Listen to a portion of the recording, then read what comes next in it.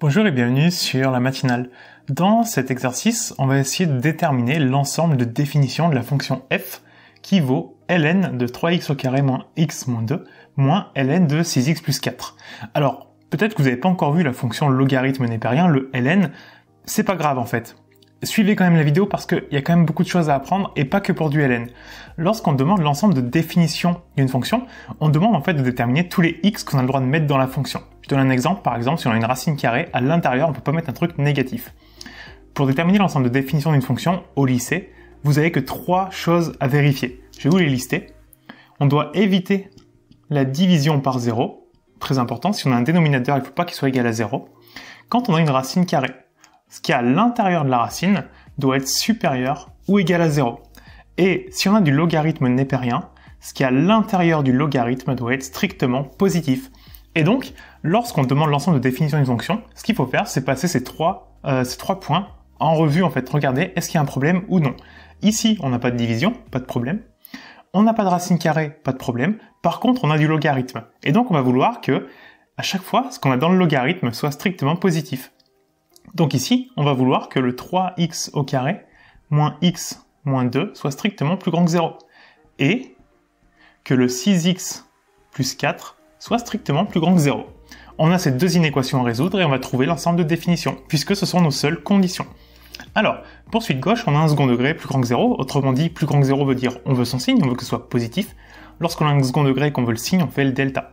Donc ici, notre delta, il va valoir b, donc la quantité de x, il y en a moins 1 au carré, moins 4 fois a, qui vaut 3, fois c, qui vaut moins 2. Ce qui nous donne donc moins 1 au carré, ça fait 1, moins 4 fois 3, ça fait moins 12, fois moins 2, ça fait plus 24. 1 et 24, ça fait 25. On a un delta qui est strictement positif, ce qui veut dire que le polynôme a deux racines. Deux racines réelles pour ceux qui font maths experte et qui verront les nombres complexes, mais globalement il a deux racines. Ces deux racines ont une note x1 et x2. x1, c'est moins b moins racine de delta sur 2a. Alors, b, c'est la quantité de x, il y en a moins 1, moins 1x, donc moins b, ça fait plus 1, moins racine de delta. Delta vaut 25, racine de 25, ça fait 5, donc 5, divisé par 2a, a, il vaut 3, 2 fois 3, ça fait 6. 1 moins 5, ça fait moins 4, donc on a moins 4 sur 6, qu'on peut simplifier en du moins 2 tiers. Pour le x2, c'est la même formule, sauf qu'au lieu de mettre un moins racine de delta, on met un plus racine de delta. Donc en fait, ça va faire 1 plus 5 divisé par 6. 1 et 5, ça fait 6 par 6, ça fait 1. Petite parenthèse pour te parler de la matinale, le programme que j'ai développé. C'est un programme qui permet d'apprendre, de comprendre et de réviser tout le programme de maths, de première et de terminale. Allez, viens avec moi, je vais te montrer comment la matinale va t'aider à cartonner en maths au lycée et après. Dans chaque cours, tu auras accès à l'ensemble de mes vidéos pas à pas. Une vidéo d'explication du cours est suivie de nombreux exercices d'application où c'est à toi de jouer. La fiche résumée que tu trouveras en bas de chaque chapitre t'aidera à revoir l'essentiel en un coup d'œil. Et pour terminer, sous chaque vidéo, il y a un espace dans lequel tu peux me poser toutes tes questions, donc t'es vraiment jamais tout seul.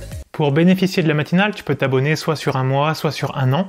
Et pour cette vidéo, je t'offre 10% de réduction grâce au code YouTube10.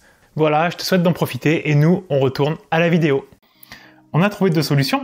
L'erreur pourrait être de se dire, notre ensemble de définitions, on va simplement virer ces deux solutions, puisque ça correspond pas forcément à ce qu'on veut. Non, pas exactement. On va faire un petit dessin juste pour voir ce qui se passe. On a un second degré. En fait, le 1 et le moins 2 tiers, c'est les racines. Autrement dit, c'est les points d'intersection avec l'axe horizontal. Là, on a le moins 2 tiers, et là, on a le 1. Ensuite, quand on a un second degré, il faut connaître sa forme. Est-ce que ça fait un n, ou est-ce que ça fait un u, puisque c'est une parabole? On a que les deux options ici. En fait, il faut regarder le signe du petit a. La quantité de x carré. Ici, on en a 3, c'est positif, donc forcément, on fait un U. Et grâce à ça, on connaît le signe maintenant. Là, on sait qu'on est positif avant moins 2 tiers. Entre les deux racines, on est négatif, et après 1, on est positif. Nous, on voulait être strictement positif, ce qui veut dire que les solutions de ce truc-là, là où on est strictement positif, ça va être avant moins 2 tiers, donc de moins l'infini jusqu'à moins 2 tiers. Le moins 2 tiers, on ne le prend pas, puisqu'à moins 2 tiers, on est exactement égal à 0, mais nous, on veut être strictement positif. Souvenez-vous la condition ici, strictement plus grand que 0, ce qu'il y a dedans. Donc on ne le prend pas. Union, et on recommence à 1, qu'on ne prend pas non plus pour les mêmes raisons, jusqu'à plus infini. Voilà le premier intervalle, solution, qui correspond en fait à la première condition, du premier logarithme. Mais on a le deuxième aussi à tenir compte. 6x plus 4 doit être strictement plus grand que 0. Ça va être beaucoup plus simple. On va mettre 6x plus grand que moins 4, 4 devient moins 4 de l'autre côté, et puis pour avoir x tout seul, Entre le x et le 6, il y a un multiplié, donc on va faire disparaître 1 fois 6, donc on va diviser par 6. On aura donc x plus grand que moins 4 sur 6. On fait attention dans une inégalité quand on divise, si on divise par un négatif, on inverse l'inégalité. Ici, il n'y a aucun problème, on divise par un positif, donc on conserve le sens. Et donc on va trouver finalement, en simplifiant, ça fait du moins 2 tiers.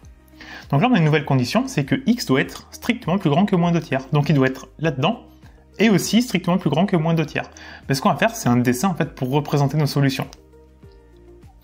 Là, on a toutes nos valeurs, donc on a le moins 2 tiers, on a le 1.